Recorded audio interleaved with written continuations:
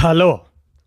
కానమోకు కథావచనం మోహనవచనం పరిజ్ఞాన హితబాండం నిత్య చదువరి శ్రోతలకు ఆహ్వానం. నమస్కారం. చదవతగునెవరు రాసిన తదుపరి చదివిన వెంటనే మరువక పలువురికి వినిపింపబూనిన అది ఏ పరిజ్ఞాన హితబాండమౌపో మహిళ మోహనవచనమై విరాజిల్లు. పరిజ్ఞాన హితబాండం లక్ష్యం ప్రతివారీ సమాచార హక్కు. ఆ స్ఫూర్తితోనే ఇప్పుడు ప్రముఖుల జీవిత విశేషాల శీర్షికన షేక్ నాజర్ 105వ జయంతి, 28వ వర్ధంతి ఫిబ్రవరి మాసం 2025వ సంవత్సరానికి కనుక నాజర్ జీవిత స్వగతాన్ని ఇప్పుడు మన కానమోకు కథావచన శ్రోతలకు మీ కానమోకు స్వరంలో వినిపిస్తాను, వినండి. షేక్ నాజర్ జీవిత స్వగతం ఇక వినండి. కళల మీద ప్రీతి, పేదరికపు బాధ నా స్థానమెక్కడో చూపించాయి అంటాడు నాజర్. పుట్టింది పేద ముస్లిం కుటుంబంలో. నా తాతల నాటి నుండి సన్నాయి వాయిద్యానికి ఇవ్వబడిన దేవుడి మాన్యం 3.5 ఎకరాలు మాత్రం ఉంది. అదైనా మెట్ట పొలం. చిన్నప్పటి నుండి సంగీతం అంటే చెవి కోసుకునేవాడిని. నన్ను బాగా చదివించాలని, గొప్పవాణ్ణిగా చేయాలని తల్లిదండ్రుల కోరిక. 5వ ఏట పొన్నెకల్లు, అదే గుంటూరు తాలూకా, ఆ పొన్నెకల్లు బడిలో వేశారు. 4వ తరగతి చదువుతుండగా బడిలో పంతులు గారు వేయించే ఏకాంకిక నాటికలలో నటించేవాణ్ణి. ప్రథమ బహుమతులు వచ్చేవి. ఒకనాడు మా చేత నాటకం వేయించాడు మా పంతులు గారు.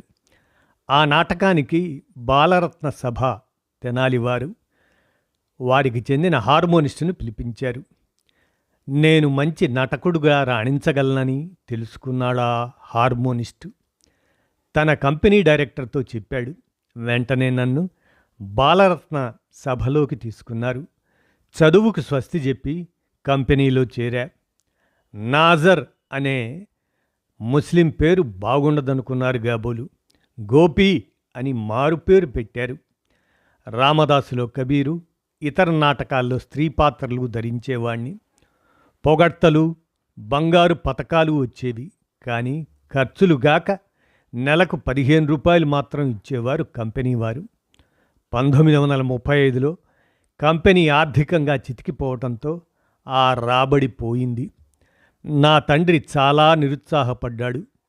చేతిలో చిల్లి గవ్వ కూడా లేక నన్ను అభివృద్ధి చేయడానికి ఏ మార్గమూ కనిపించక ఎప్పుడూ దిగులు పడుతూ ఉండేవారు. చివరకు ధైర్యం చేసి నరసరావుపేటలో సంగీతం పంతులు గారి వద్దకు పంపించాడు.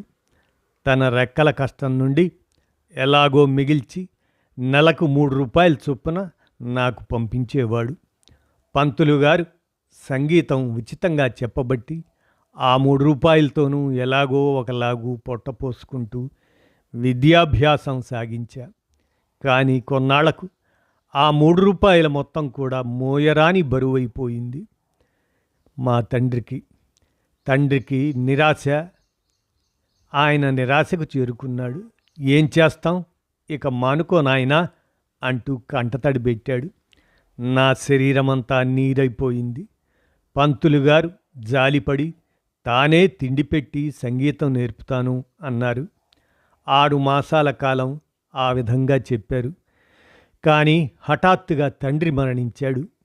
నా నడుము విరిగిపోయింది. గత్యంతరం లేక ఇంటికొచ్చా. ఇల్లు గడిచే దారి లేదు. తల్లిని పోషించే బాధ్యత నా మీదే ఉంది. నేనెలాగో బతుకుతాను, నీవు పోయి చదువుకో అని తల్లి ధైర్యం చెప్పసాగింది. ఈ మారు తాడికొండ సంగీతోపాధ్యాయుల వారి వద్దకు వెళ్ళాను. తెలిసిన వారవడం చేత పంతులు గారు ఉచితంగానే చెబుతామన్నారు. కానీ తిండి సమస్య పెద్దదైంది. వారాలు చేసుకోవటం కోసం ప్రయత్నించినా లాభం లేకపోయింది. సంగీతం చాలించడమా సాధించడమా అన్న సమస్య తీవ్రంగా ఎదుర్కొంది. చివరికి సాధించడానికి నిశ్చయం చేసుకొని నేను జోలి కట్టుకుంటానండి అన్న పంతులు గారితో. ఆయన ఆశ్చర్యపోయాడు. పట్టుదలకెంతో మెచ్చుకొని ప్రోత్సాహకరంగా ఒక అంగవస్త్రాన్ని ఇచ్చాడు. ఆ అంగవస్త్రాన్నే జోలి కట్టుకున్నా. ఉదయం సాయంత్రం ఇళ్ల వెంట తిరిగా. పాటలు పాడించి పట్టెడన్నం పెట్టేవారు తాడికొండ ప్రజలు. కొన్నాళ్ళయ్యేసరికి మా పంతులు గారి వద్ద ఒక విద్యార్థి వచ్చాడు. ఆయన కూడా నాకు నకలే. కానీ భిక్షమెత్తుకోవటం నామోషిగా తోచింది అతనికి. నేనే మరి కాస్త భిక్షమెత్తి అతన్ని కూడా పోషించా. ఈ విధంగా సంవత్సర కాలం గడిచింది. కడుపు నిండా అన్నం దొరుకుతోంది, కానీ కంటి నిండా నిద్రలేదు. నా స్థితిని చూసుకుని నాలో నేనే కుమిలిపోయేవాడిని. ఎంతకాలం ఇలా బతకడం? తల్లిని పోషించడం ఎలా? ఈ సంగీతంలో ఎన్నాళ్లకు నిపుణత్వం సంపాదించగలను? కుటుంబాన్ని పోషించగలిగే స్థితికి ఎప్పటికి రాగలను? అంతవరకు అడుక్కు తినవలసిందేనా? నేను అడుక్కు తింటూ జీవిస్తా. కానీ వృద్ధురాలు తల్లి మాటేమిటి? ఆమె కూడా తిరిపెమెత్తవలసిందేనా? కాదు. కాలు చేతులు తిన్నగా ఉండి కష్టించి పొట్టపోసుకోగలిగిన శక్తి ఉన్నప్పుడు అడుక్కు తినడం ఆత్మగౌరవానికి భంగకరం అని అనుకున్నా. నిరాశతో కూడిన విరక్తితో సంగీతానికి ఒక సలాం కొట్టి ఇంటికొచ్చా. మడిదున్నక బ్రతకవచ్చు మహిళో సుమతి అనే పోతన నీతి జ్ఞాపకం వచ్చింది.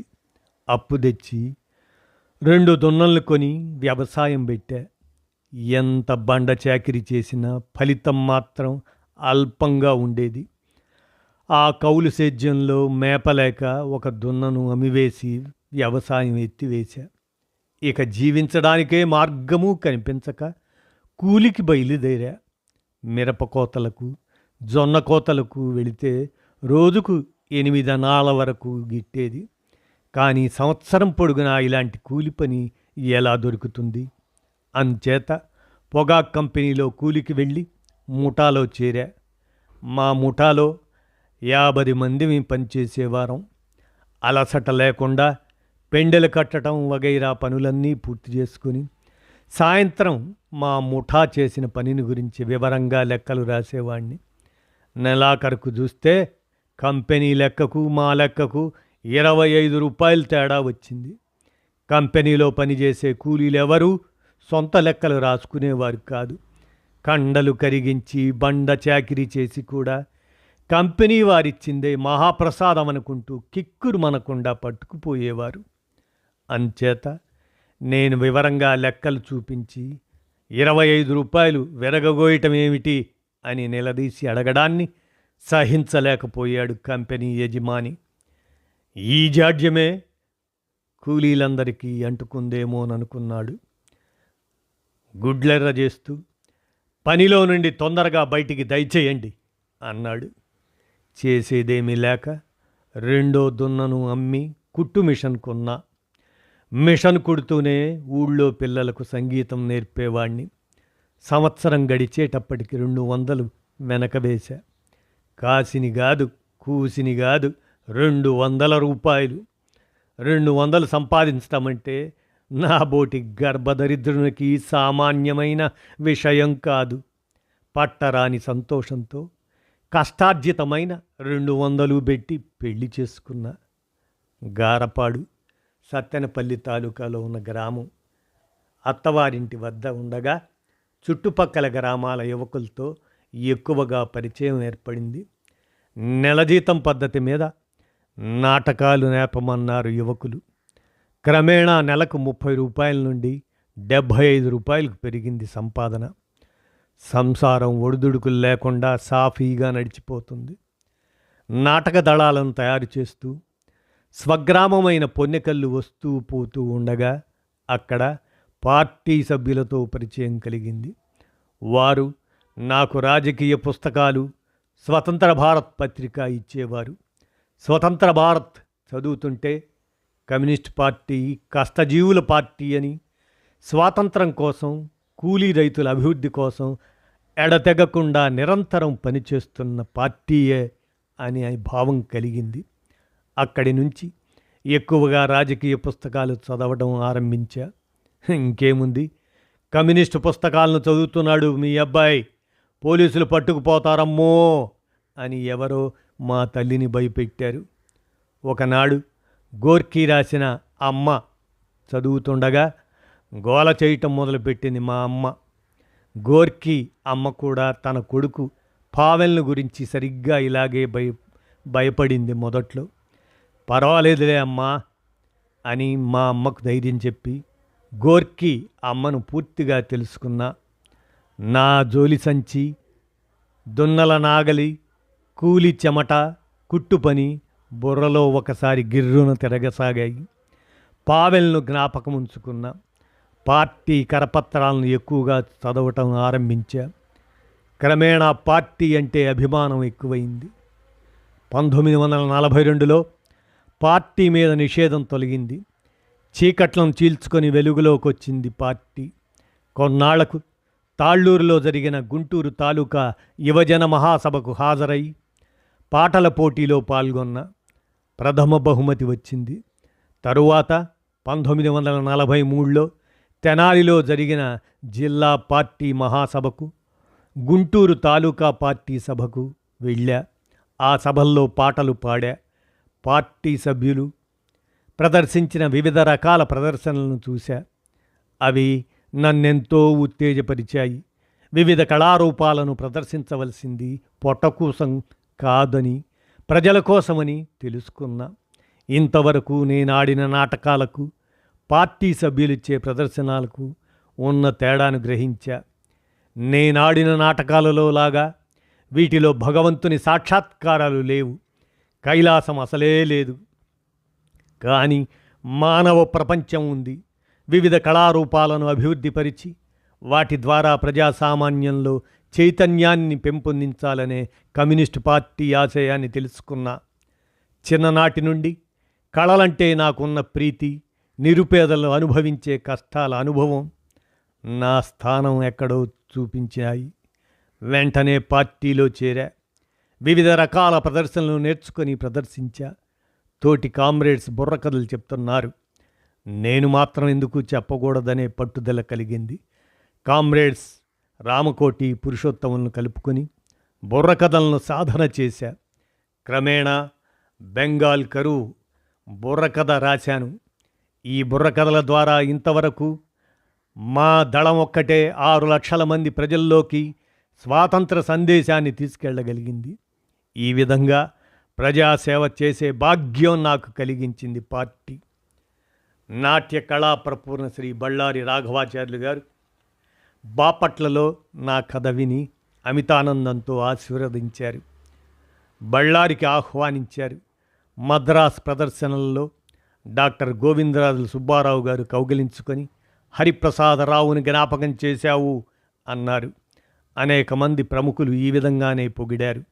పూటకూటికి గతి లేని పేద ముస్లిం కుటుంబంలో పుట్టి అష్టకష్టాలు పడిన నాకు, చిన్ననాటి నుండి ఎన్ని నాటకాలాడినా ఊరు పేరు లేని నాకు ఇన్ని గౌరవ మర్యాదలు ఎలా కలుగుతున్నాయి?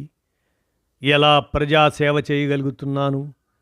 నాకు రాజకీయాలు నేర్పి, చైతన్యం కలిగించి, అన్ని విధాల అభివృద్ధి చేసి, కష్టజీవుల పార్టీ కమ్యూనిస్ట్ పార్టీ నా జీవితాన్ని తీర్చిదిద్దింది కనుకనే కమ్యూనిస్ట్ పార్టీ జిందాబాద్ అంటూ షేక్ నాజర్ ఆయన జీవిత స్వగతంగా వ్రాసిన అంశాన్ని షేక్ నాజర్ 105వ వర్ధంతి 28వ వర్ధంతి ఫిబ్రవరి మాసం 2025 సందర్భంగా మన కానమూకు కథావచనం శ్రోతలకు మీ కానమూకు స్వరంలో ప్రముఖుల జీవిత విశేషాలు శీర్షికన మీ కానమూకు స్వరంలో వినిపించాను. విన్నారుగా. ధన్యవాదాలు.